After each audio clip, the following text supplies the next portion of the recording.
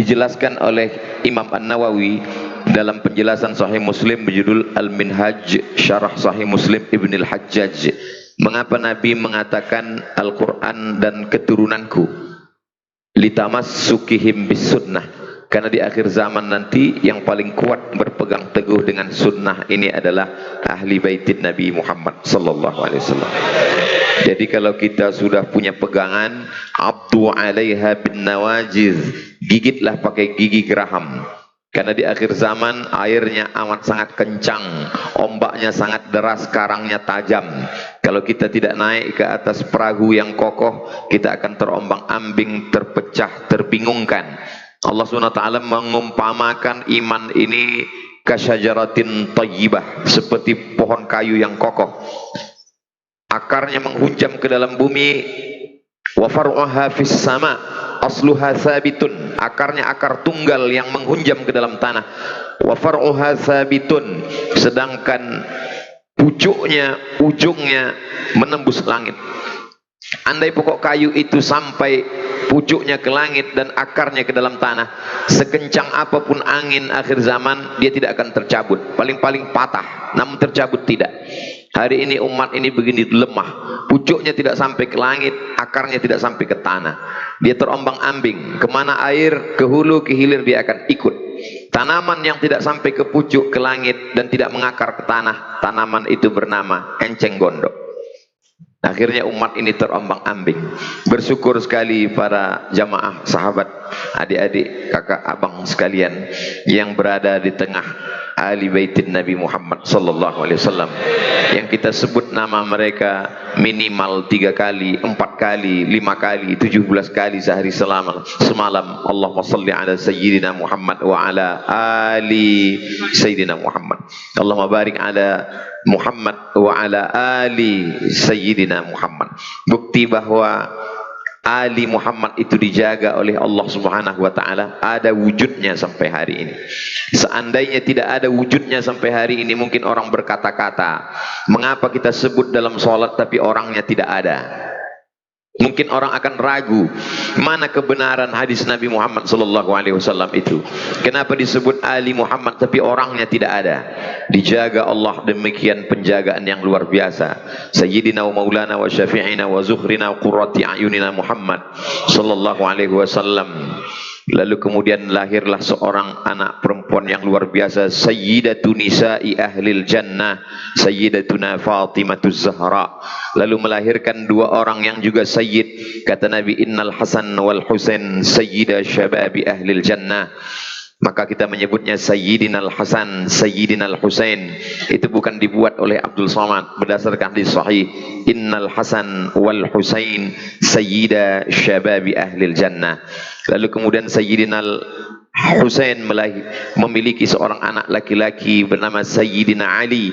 Untuk membedakan antara Ali kakeknya dengan Ali cucunya, maka bergelar Ali Zainal Abidin, Zainal perhiasan Abidin, orangnya ahli ibadah. Karena Al-Imam Az-Zahabi dalam kitab Siyar A'lam An-Nubala mengatakan, dia sehari semalam bersujud alfa sajadah, 1000 kali sujud. Maka disebut juga dia dengan Imam As-Sajjad, orang yang paling banyak sujudnya.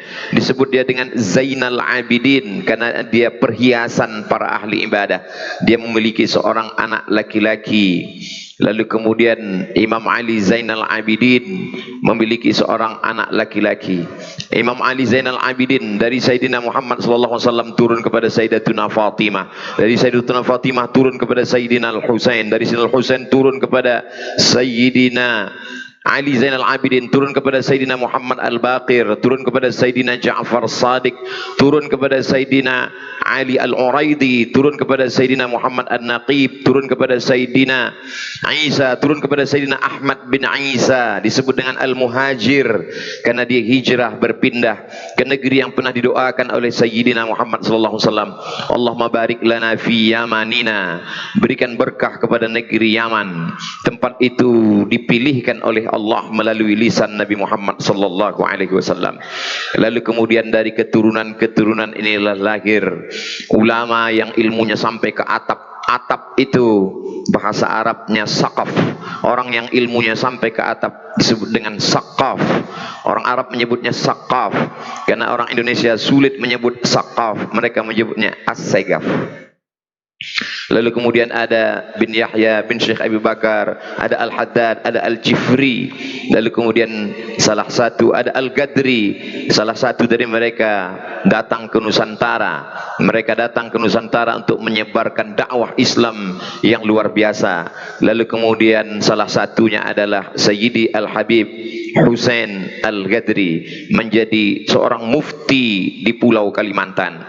Lalu kemudian Sayyidi Al-Habib Husain Al-Gadri memiliki seorang anak laki-laki bernama Sayyidi Abdurrahman bin Husain Al-Gadri. Lalu kemudian dia menembakkan meriam, ditembakkan meriam sebagai alat perjuangan. Lalu pelurunya itu jatuh. Di mana peluruku ini nanti jatuh, disitulah aku akan mendirikan sebuah masjid. Pelurunya itu jatuh ke tengah hutan, dan di hutan itu banyak sekali jin-jin perempuan. Orang Melayu menyebut jin perempuan itu Pontianak. Di sini disebut dengan kuntilanak. Lalu kemudian di kota itulah didirikan semua masjid yang sampai hari ini besar berdiri, dan orang Pontianak itu ada di sini, Ustadz Luqmanul Hakim. Betapa mereka tidak hanya sekedar berdakwah, tapi mereka menegakkan syariat. Mereka mendapatkan kedua-duanya seperti diajarkan oleh kakek mereka dalam doa, Rabbana atina fid dunya hasanah wa fil akhirati hasanah. Fid dunya hasanahnya mereka mendirikan kerajaan. Itulah dia Kesultanan Islam Al-Gadriyah, Al-Qadriyah. Lalu kemudian istananya tegak sampai hari ini, berdiri di tepi sungai Kapuas di Pontianak. Lalu di samping itu ada masjid, masjid yang amat sangat megah, kebanggaan bagi orang Melayu. Dalam satu hembusan nafas mereka berkata, kami punya masjid, tapi kami juga punya kerajaan, punya kesultanan. Dan sultan terakhir, Sultan Abdul Hamid, menyerahkan kesultanan itu kepada Presiden Insinyur Soekarno sebagai bukti kecintaan mereka kepada negara kesatuan Republik Indonesia.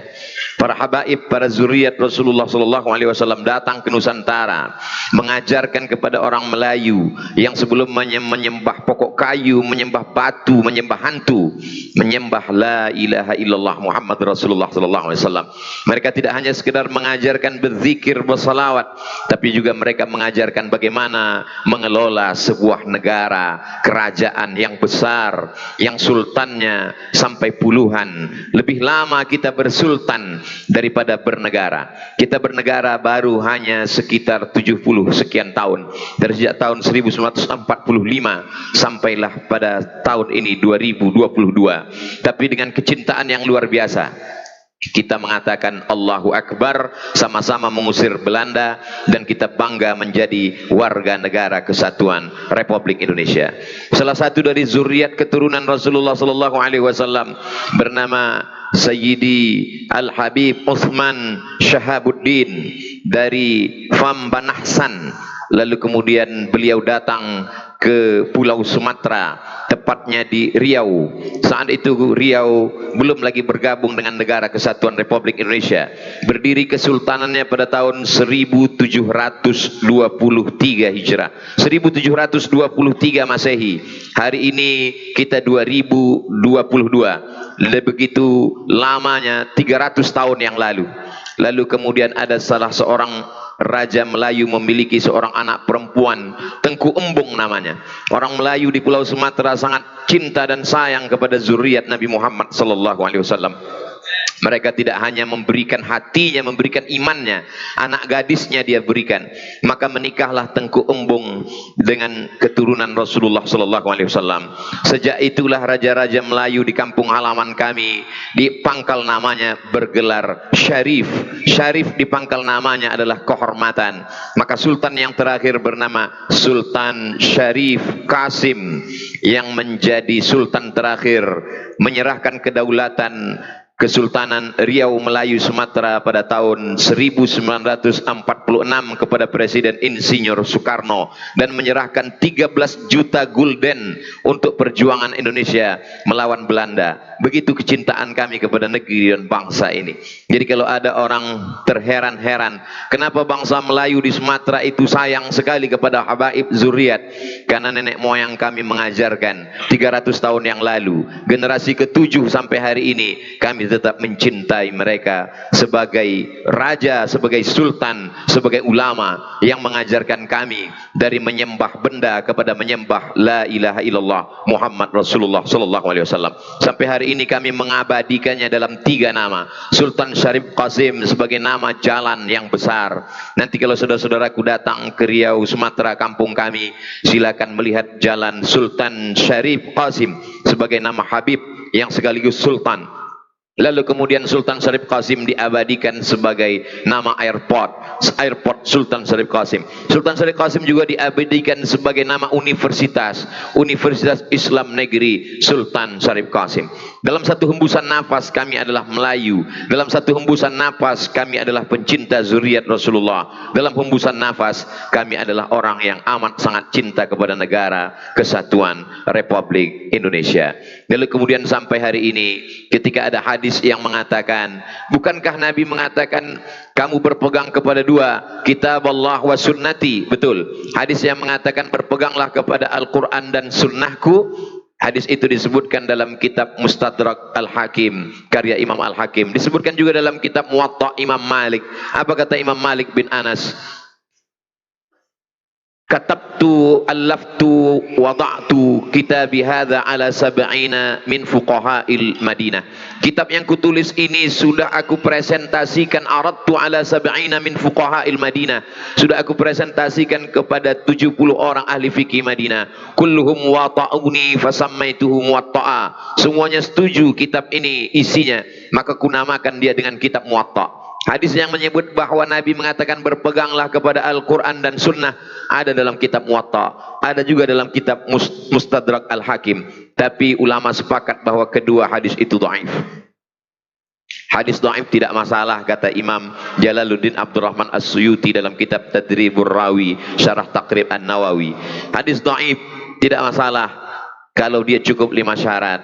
Hadis dhaif bukan masalah akidah. Hadis dhaif bukan masalah hukum halal haram. Hadis dhaif tidak ada periwayatnya yang palsu, pendusta, pembohong. Hadis dhaif bukan sebagai dasar. Hadis dhaif hanya sekedar fadhail amal. Tidak ada kontradiktif antara hadis yang mengatakan berpeganglah kepada Quran dan sunnah. Hadis satu lagi mengatakan berpeganglah kepada Quran dan zuriatku para habaib. Al-Quran tidak menyebutkan salat zuhur 4 rakaat sir. Al-Quran tidak menyebutkan salat maghrib 2 rakaat jahar 1 rakaat sir. Al-Quran tidak menyebutkan salat subuh 2 rakaat. Al-Quran hanya menyebutkan aqimis salata liduluki syamsi ila ghasaqil laili wa Quran al-fajri. Inna Quran al-fajri kana mashhuda. Dari mana kita tahu bahwa salat itu ada ruku, ada sujud, ada i'tidal, ada salam, ada kunutnya? Berdasarkan hadis Nabi. Tapi hadis itu tulisan di kertas. Hadis itu tidak bergerak. Hadis itu tidak nampak wujud dalam bentuk audiovisual nyata. Lalu kenapa kita mesti mengikut zuriat Rasulullah SAW? Karena hadis menjelaskan secara kisah cerita, sedangkan bukti nyatanya adalah gerakan para habaib. Oleh sebab itu tidak ada kontradiktif antara kedua hadis ini. Kedua hadis ini saling melengkapi. Berpegang kamu dengan Quran, penjelasan Al-Quran, lihatlah pada gerak-gerik para habaib. Dari mulai ujung rambutnya sampai ke ujung kakinya. Ujung rambutnya ditutup dengan qalan suah. Setelah qalan suah mereka memakai imamah. Berdasarkan i'tamma Rasulullah SAW. Rasulullah memakai imamah ketika beliau memasuki kota Makkah. Nabi memasangkan imamah kepada Sayyidina Ali karramallahu wajhah. Imamah adalah sunnah Rasulullah SAW. Mengapa jubah mereka 2 lapis, satu di dalam putih, di luar lagi ada 2? Karena memang Nabi SAW memakai burdah. Nabi memakai imamah. Nabi memakai burdah dan Nabi SAW memakai asa, memakai tongkat, bahkan sampai kepada cincin at-takhattum bil yamin. Imam Muslim membuat satu bab khusus dalam Sahih Muslim tentang memakai cincin. Bagaimana mungkin orang berwudu melaksanakan sunnah menggerakkan cincin kalau dia tidak memakainya. Bersiwak, laula ana asyqa ala ummati la amartuhum bisiwak inna kulli salah. Kalau tidak memberatkan bagi umatku, ku perintahkan mereka bersiwak untuk setiap salat. Maka segala gerak mereka adalah sunnah Rasulullah sallallahu alaihi wasallam. Berpegang mereka, kita semuanya kepada sunnah yang bergerak, berpegang juga kepada sunnah dalam kitab Sahih Al-Bukhari, dalam kitab Sahih Muslim, dalam kitab Sunan Abi Dawud, dalam kitab Sunan Nasai, dalam kitab Sunan At-Tirmidzi, dalam kitab Sunan Ibn Majah, dalam kitab Muwatta Malik, dalam kitab Musnad Ahmad bin Ambal, dalam kitab Sunan Ad-Darimi. 9 kitab Ahlus Sunnah yang dinyatakan paling tinggi tingkat kesahihan hadis-hadisnya. Di samping ada Musnad Tayalisi, ada Musannaf Ibni Abi Syaibah. Maka sesungguhnya semua itu adalah berpegang kepada sunnah-sunnah Rasulullah sallallahu alaihi wasallam. Tapi akhir zaman ini label ahli sunnah ini mulai diperebut-rebutkan. Berapa banyak sunnah-sunnah yang kita lakukan dituduh sebagai bid'ah, lalu orang berpegang kamilah sebenarnya yang sunnah. Seketika saking banyaknya benda yang palsu dan orang memakai yang asli sedikit, maka orang yang memakai asli pun bingung siapa sebenarnya yang asli, siapa sebenarnya yang palsu. Saking banyaknya orang yang batil, orang betul diam, akhirnya yang betul merasa batil, yang batil merasa betul. Gara-gara orang betul tidak bicara tentang yang benar, orang batil selalu menunjukkan kamilah ahlu sunnah, kamilah ahlu sunnah, kamu semuanya lah ahlul bid'ah. InsyaAllah kita meyakini bahwa kita lah ahlu sunnah wal jamaah. Apakah kita ahlu sunnah wal jamaah? Dari bunyinya ragu. Kita adalah ahlu sunnah wal jamaah. Kamu tadi pergi kemana? Saya ke masjid. Habis sholat kamu ngapain? Kami baca Quran. Apa yang kamu baca? Kami baca Yasin. Baca Yasin itu bid'ah. Ketika kalimat itu didengar pertama kali, maka mungkin orang akan marah. Kami sudah melakukan tradisi ini bertahun-tahun dari kakek nenek moyang kami. Tidak mungkin ini bid'ah. Tapi kemudian pulang ke rumah tonton TV. TV mengatakan bid'ah. Buka handphone. Handphone mengatakan bid'ah. Putar radio. Radio mengatakan bid'ah. Lama-lama kita pun merasa kalau begitu memang ini bid'ah. Orang yang tidak punya pegangan yang kuat, dia akan terombang-ambing di akhir zaman. Maka teruslah istiqomah dalam perbuatan, dalam pendengaran, dalam kajian. Karena orang yang punya pegangan yang kuat, dia tidak akan lepas dari pegangan itu. Nabi tidak mengatakan pegang dengan kedua tanganmu, tapi abdu 'alaiha bin nawajid, gigitlah pakai gigi geraham. Hari ini begitu ulama-ulama kita dulu mengaji puluhan tahun, berawal dari membaca kitab Matan Al-Ajurrumiyah, lalu kemudian naik ke Kawakib Durriyah, naik kepada Imriti, naik kepada Alfiyah Ibni Malik, dibaca syarahnya, syarah Ibni Aqil. Lalu setelah itu barulah dia membuka kitab-kitab fikih di awal yang paling kecil sekali Matan Taqrib. Setelah itu naik kepada Fathul Qarib, naik kepada yang agak besar sedikit I'anah, naik kepada yang besar Al-Mahalli, naik kepada Al-Majmu' Syarah Muhadzab. Puluhan tahun mereka bertalaqi, membaca kitab itu kepada para masyayikh, kepada para guru. Setelah itu barulah mereka mampu berbicara. Hari ini orang hanya mengikuti tanpa bersanad, tanpa berguru. Kalau ditanya di mana kamu mendengar ini, qala Google wa qala YouTube. Hanya dengan 5 jurus menyalahkan orang lain. Kalau tidak dilaksanakan Nabi bid'ah. Kalau tidak dilakukan Nabi bid'ah. Kalau 5 ini dipakai untuk menjadi standar keilmuan, banyak sekali orang-orang soleh, orang-orang salaf yang masuk neraka hanya gara 5 kaedah. Kaedah 5 jari. Kalau tidak dilakukan Nabi bid'ah. Pertama, ada seorang sahabat Nabi. Disebutkan dalam kitab Imam Az-Zahabi, Syiar A'lam An-Nubala. Sebelum tidur dia berzikir alfa uqdah, 2000 simpul tali alfa uqdah. Dia ambil tali, dia simpul sebanyak 2000. Sebelum tidur dia bertasbih sebanyak 2000 simpul. Subhanallah, subhanallah, subhanallah, subhanallah. Barulah dia tertidur. Dia adalah Sayyidina Abu Hurairah radhiyallahu anhu.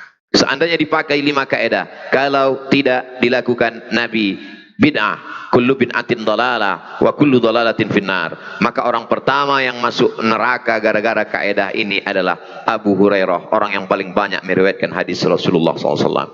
Silakan cari hadis dalam kutubus sittah, kutubus tis'ah, bahwa Nabi pernah membuat 1000 simpul tali dan Nabi membuat 2000 simpul tali. Nabi bertasbih 2000 sebelum tidur. Tidak akan pernah ketemu hadis. Lalu pakai kaidah tadi, jika tidak dilakukan Nabi bid'ah, dhalalah finnar, maka orang pertama masuk neraka gara-gara kaidah ini adalah Abu Hurairah. Kalau Abu Hurairah masuk neraka, maka 5000 hadis yang dia riwayatkan itu semuanya mardud, tidak bisa diterima, maka batallah Islam. Teori ini adalah teori biliar, mohon maaf, tak layak disebutkan, permainan yang mungkin laga sia-sia, tapi yang ditembak satu bola, sebenarnya yang ingin dimasukkan adalah bola lain. Yang ditembak adalah dengan 5 kaidah, sebenarnya ingin menjatuhkan periwayat hadis. Kalau hadisnya jatuh, maka orang tidak lagi bisa memahami Al-Quran. Itulah mengapa kata Nabi, la tasubbu ashabi, jangan kamu caci maki sahabat-sahabatku. Lau anfaqa minkum ahadun, seandainya di antara kamu ada yang mampu bersedekah mithla Uhudin zahaban, emas sebesar bukit Uhud, tidak sampai setengah tapak tangan Sayyidina Abu Bakrin As-Siddiq radhiyallahu anhu. Yang kedua, ada seorang imam mazhab yang luar biasa, namanya Imam Ahmad bin Hambal, dikenal dengan Imam Hambali, meninggal pada tahun 241 Hijrah di Baghdad. Imam Ahmad bin Hambal disebutkan dalam biografi, da'autu lisyafi'i fi salati arba'ina sanah, saya mendoakan Imam Syafi'i dalam salat saya 40 tahun. Bukan di luar salat, bukan setelah salat, bukan sebelum salat. Da'autu lisyafi'i fi salati, aku mendoakan Imam Syafi'i dalam salatku arba'ina sanah, 40 tahun. Apa doanya? Rabbighfirli wali walidayya wali Muhammad bin Idris Asy-Syafi'i. Ya Allah, ampunkan aku, ampunkan kedua orang tuaku, ampunkan Imam Muhammad bin Idris Asy-Syafi'i. Apakah pernah Nabi Muhammad SAW membacakan doa ini dalam sholatnya? Tidak pernah. Maka kalau dipakai kaedah tadi, jika tidak dilakukan Nabi bid'ah, maka orang kedua masuk neraka gara-gara kaedah ini adalah satu di antara imam 4 mazhab. Dia adalah Imam Ahmad bin Hambal, masuk neraka gara-gara kaedah 5 jari. Yang kedua masuk neraka, bagi adik-adik yang mencatat, boleh dibuat judul pengajian malam ini, beberapa orang masuk neraka gara-gara kaedah 5 jari. Imam Ibnu Taimiyah, kalau dia selesai sholat subuh, dalam kitab manaqibnya dikatakan yang diikuti oleh muridnya kemanapun dia pergi, selesai sholat subuh, dia tidak keluar dari masjid. Dia mendongakkan kepalanya melihat ke atas, lalu dia membaca Al-Fatihah. Bismillahirrahmanirrahim. Alhamdulillahirabbil alamin arrahmanir rahim maliki yaumiddin iyyaka na'budu wa iyyaka nasta'in ihdinas siratal mustaqim siratal ladzina an'amta 'alaihim ghairil maghdubi 'alaihim waladdallin amin, sampai terbit matahari. Tidak pernah dilakukan Nabi. Setiap selesai sholat subuh, dia memandang ke atas langit membaca Al-Fatihah sampai terbit matahari. Pakai kaedah, kalau tidak dilakukan Nabi bid'ah, berarti Ibnu Taimiyah masuk neraka, karena dia tidak pernah dia melakukan perbuatan yang tak pernah dilakukan Nabi Muhammad sallallahu alaihi wasallam. 4. Ada seorang perempuan, adik-adik yang bisa mengingat tolong diingat, mungkin ini akan masuk dalam UAS, ujian akhir semester. Ada seorang perempuan namanya Asma, dia mengambil qirbah. Qirbah adalah tempat air minum yang terbuat dari kulit kambing. Lalu kemudian dia mengambil qirbah itu, dia simpan. Kenapa dia simpan? Karena bibir qirbah itu pernah dipakai untuk minum Nabi Muhammad sallallahu alaihi wasallam. Setiap kali dia akan minum, dia tuangkan, dia minum. Dan setiap kali anaknya sakit, maka dia ambil air, dia tuangkan, dia minumkan ke anaknya untuk mengambil barokah. Nabi tidak pernah mengajarkan itu. Carilah ayat Quran, hai orang-orang beriman, ambillah tempat minum Nabi. Tak ada. Tidak ada hadis menyebutkan, hai sahabat, ambillah tempat air minumku. Tak ada. Maka pakai 5 kaedah. Kalau tidak dilakukan Nabi bid'ah, maka Asma binti Abu Bakar masuk neraka karena mengambil tempat air minum Nabi dan menuangkan air, meminumkan kepada anaknya, littabarruk, untuk mengambil barokah. Berikutnya yang kelima, Suatu ketika Khalid ibn Walid kehilangan topinya. Mana topiku, kata Khalid bin Walid. Sahabat-sahabat Khalid bin Walid mengatakan, kenapa kamu kebingungan mencari topi? Banyak berjualan topi di pasar. Cari saja topi yang ada di pasar. Kata Khalid bin Walid, bukan masalah topinya, tapi di dalam topi itu ada rambut Nabi Muhammad sallallahu alaihi wasallam. Ternyata Khalid bin Walid kemana-mana dia pakai topi, dan di dalam topi itu tersimpan rambut Sayyidina Maulana Muhammad sallallahu alaihi wasallam. Dia sudah melakukan perbuatan yang tidak pernah disuruh diperintahkan Nabi Muhammad sallallahu alaihi wasallam. Berarti Khalid bin Walid orang yang kelima masuk neraka gara-gara kaidah ini. Berikutnya yang keenam, ketika datang seseorang bertanya, kenapa di Saudi Arabia itu ada doa khatam Quran? Kita setiap selesai khatam Quran membaca doa khatam Quran, tapi bukan di dalam sholat. Kita membaca doa khatam Quran di luar sholat. Selesai membaca Quran, kita punya tradisi membaca dari surat Ad-Duha. La ilaha illallah wallahu akbar. Bismillahirrahmanirrahim. Wad-duha wal-laili idza saja. Kenapa bertakbir sebelum membaca Ad-Duha? Karena sampai-sampai istri Abu Lahab mengejek Nabi Muhammad sallallahu alaihi wasallam. Qad tarakaka syaitanuk, setanmu sudah meninggalkanmu ya Muhammad sallallahu alaihi wasallam. Setanmu sudah meninggalkanmu. Wadda'aka syaitanuk wa qalaka. Lalu kemudian Allah menurunkan ayat, ma wadda'aka rabbuka wa ma qala. Allah tidak meninggalkanmu wahai Sayyidina wa Maulana Muhammad sallallahu alaihi wasallam. Rasul bertakbir, lalu kemudian Nabi bertanya kepada malaikat Jibril alaihissalam, kenapa engkau lama tidak membawa wahyu wahai Jibril? Kata Jibril, kami tidak memasuki rumah di dalamnya ada al-jarwu. Jarwu artinya anak, bangkai anak anjing, sampai akhirnya Khawlah dengan batang sapu menarik dari bawah tempat tidur itu dikeluarkannya. Begitulah Allah SWT ingin memuliakan Nabi Muhammad sallallahu alaihi wa alihi wa sahbihi wa baraka wasallam. Lalu kemudian apa yang terjadi ketika orang membaca doa khatam Quran? Tidak pernah dilakukan Nabi sallallahu alaihi wasallam. Membaca, menghatamkan Quran bersama dilakukan oleh Sayyidina Anas bin Malik. Karena Anas bin Malik idza khatimal Qur'ana, Anas bin Malik kalau selesai mengkhatamkan Quran, jama'a ahlahu wa auladahu, dikumpulkannya istri dan anak-anaknya, lalu mereka berdoa bersama. Tidak pernah dilakukan Nabi. Maka perbuatan ini bid'ah. Kalau dipakai kaedah 5 jari, kalau tidak dilakukan Nabi, bid'ah. Maka Anas bin Malik orang yang keenam masuk neraka gara-gara kaedah yang luar biasa ini. Ini Ustaz Somad ngomongnya sampai jam berapa? Ada tertulis 19.31.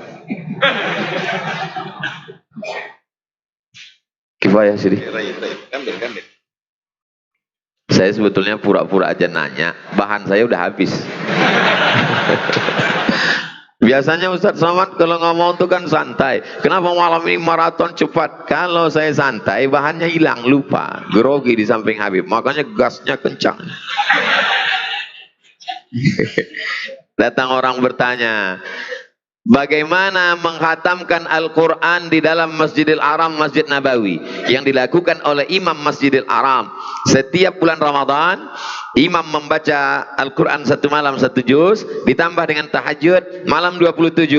Imam membaca doa khatam Quran di dalam salat tarawih. Tidak ada satu hadis pun yang menyatakan Nabi melakukan, Nabi menyuruh, Nabi memperbuat. Maka perbuatan itu bid'ah. Kalau tidak dilakukan Nabi bid'ah, maka Imam Masjidil Haram dan Imam Masjid Nabawi masuk neraka. Berarti mereka urutan yang ke-7 dan ke-8. Masuk neraka karena tidak dilakukan Nabi Muhammad sallallahu alaihi wasallam. Yang ke-9, ketika datang orang bertanya, wahai Syekh, ini ada keluarga saya kerasukan setan, bagaimana cara mengobatinya?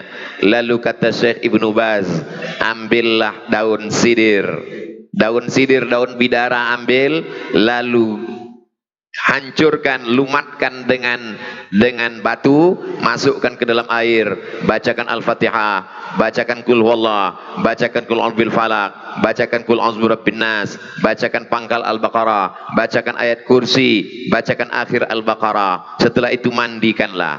Itu tidak pernah dilakukan Nabi, tidak pernah disuruh Nabi.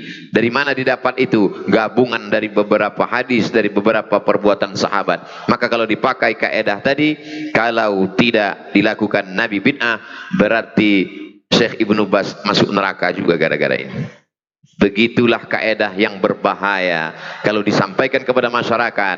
Akar dari radikalisme, memandang orang salah, maka berawal dari kaedah yang singkat dan fatal, tidak pernah disebutkan oleh Nabi, tak pernah disebutkan oleh sahabat, tak pernah disebutkan oleh tabi'in, tak